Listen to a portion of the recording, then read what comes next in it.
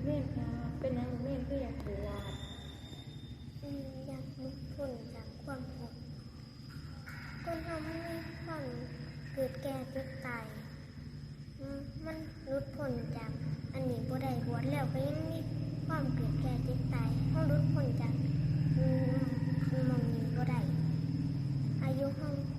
ไขเฮาบ่ยาวแล้วแต่เฮาสิทำบุญมาอายุเฮามันแล้วแต่เฮา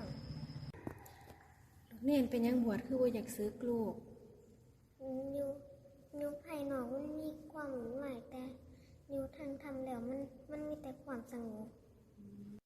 มีขอให้ญาติโยมมีแต่ความสุขความเจริญพ้นจากความทุกข์ให้มีแต่ความสุขพอเจ็บไข้ให้มีแต่ความสุขอายุยืน